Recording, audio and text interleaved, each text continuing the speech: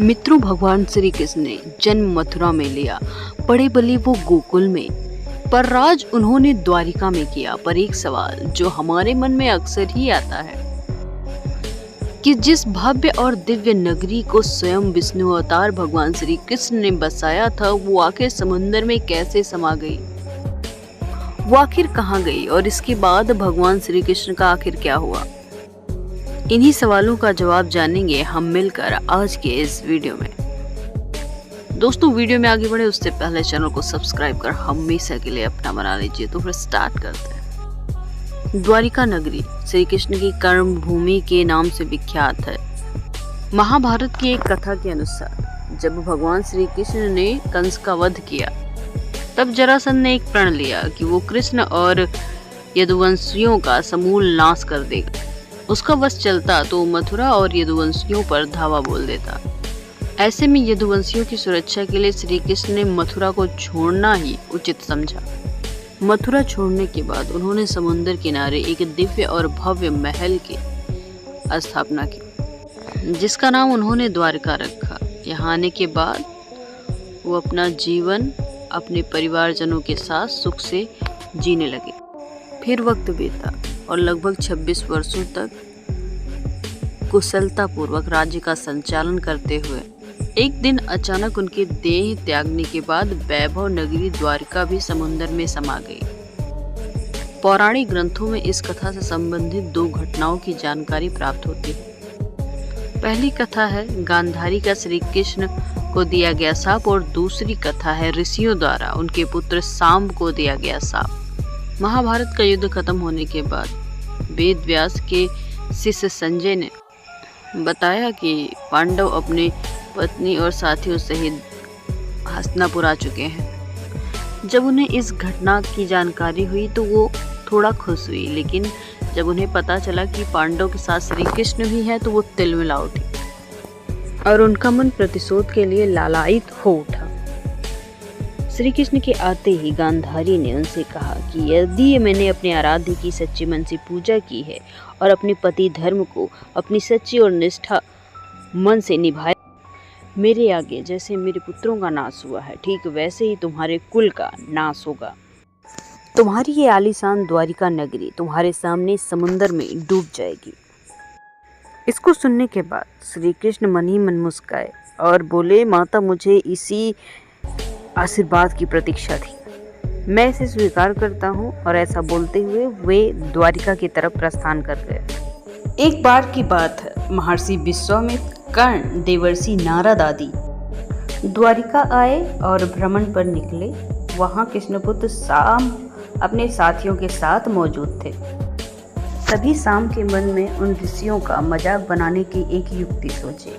उसने स्त्री रूप में अपने आप को ढाला और उसके बाद ऋषियों से पूछा कि मेरे गर्भ में क्या है। लेकिन ऋषियों को पता चल गया कि ये युवक उनका अपमान बना रहा है, इसलिए ऋषियों ने श्राप दे दिया कि आज से 1 सप्ताह बाद तुम्हारे अंदर से मूसल पैदा होगा, जिसके द्वारा तुम क्रोधी अहंकारी लोग अपने समस्त कुल का संहार कर देंगे। भगवान श्री कृष्ण और बलदेव के अलावा सभी लोगों पर उसका प्रभाव होगा। जब श्री कृष्ण को ये बात पता चली तो उन्होंने कहा कि ये होना तो निश्चित है, और श्राप के 7 दिन बाद शाम को मूसल उत्पन्न हुआ। और ये बात जब राजा उग्रसेन को पता चली तो उन्होंने मूसल समुद्र में बहा दिया और साथ में ये ऐलान किया कि आज से कि कोई विष्णु या अंधकवंशी अपने घर में मदिरा का उत्पादन नहीं करेगा। जो व्यक्ति छिपकर मदिरा का उत्पादन करेगा उसे मृत्यु दंड दिया जाएगा।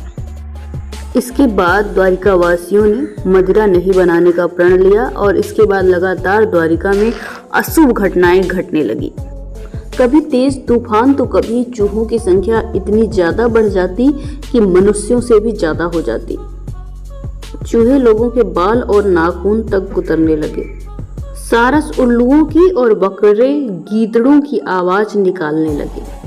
द्वारिका नगरी में अजीबो गरीब घटनाएं घटने लगी। गाय के पेट से गधे, कुतियों के गर्भ से बिलाव और नेवलियों के गर्भ से चूहे पैदा होने लगे।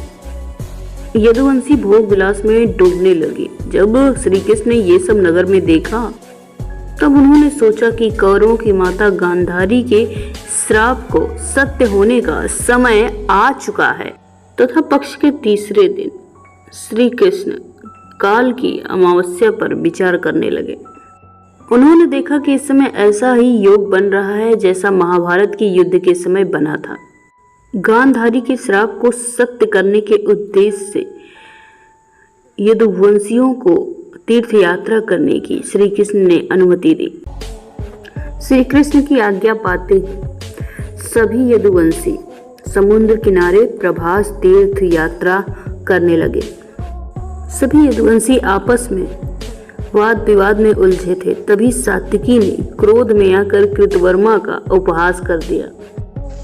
कृतवर्मा ने कुछ ऐसे शब्द मुख से निकाल दिए कि सात्विकी का क्रोध 7वें आसमान पर पहुंच गया।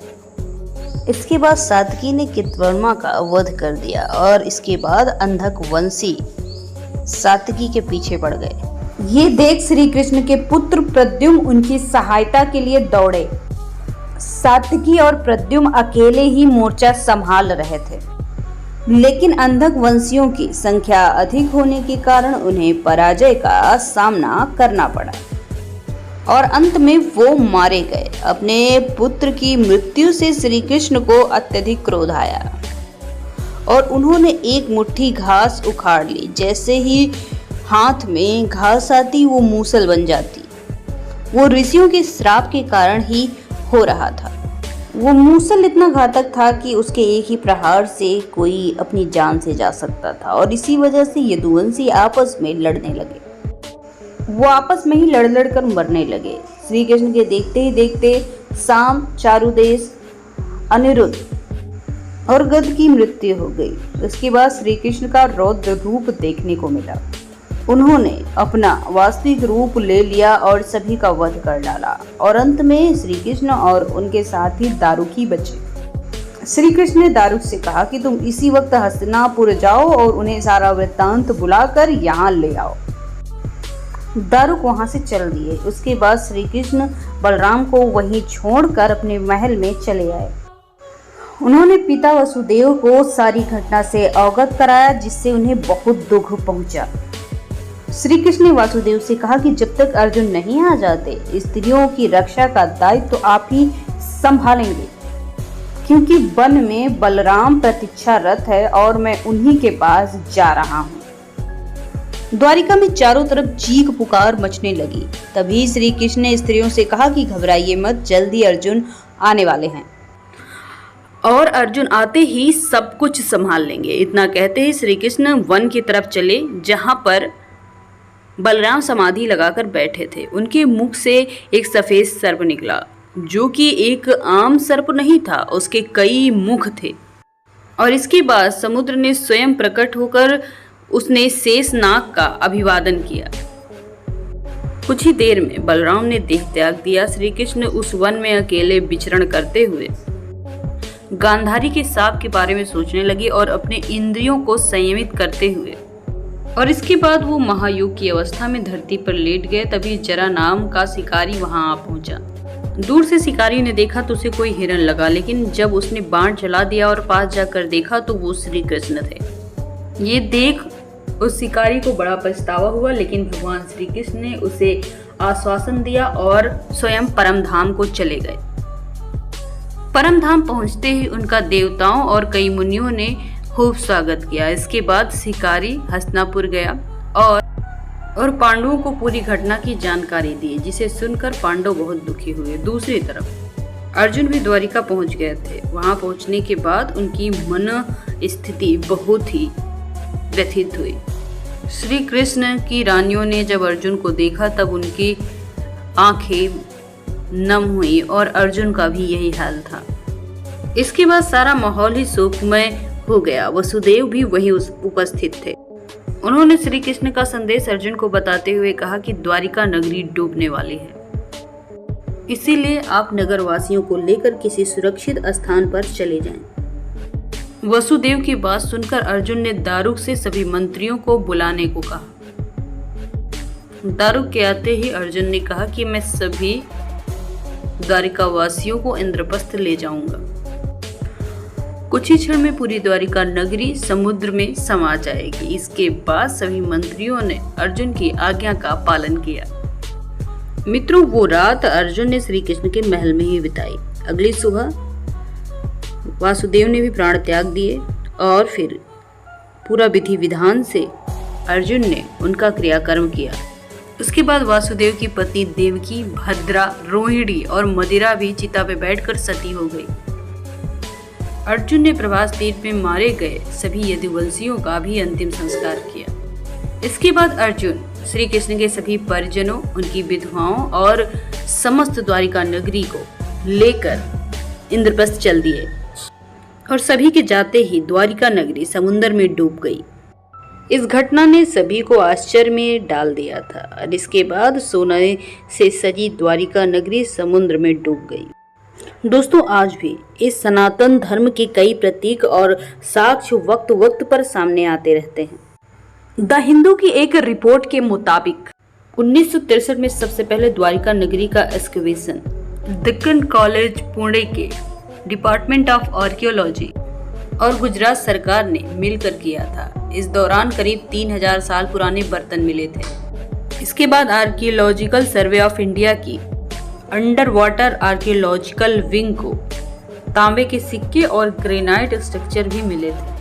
उसके बाद पूरा ये नगर ही खोज लिया गया था। तो मित्रों, उम्मीद करते हैं कि आज का हमारा वीडियो की द्वारिका नगरी आखिर समुद्र में कैसे डूब पसंद आई होगी। आपसे निवेदन है कि इस वीडियो को अपने मित्रों, दोस्तों, रिश्तेदारों को शेयर करना ना भूलें। ऐसे ही धार्मिक और आध्यात्मिक जानकारी के लिए सब्सक्राइब करें हमारे चैनल को। Thanks for watching.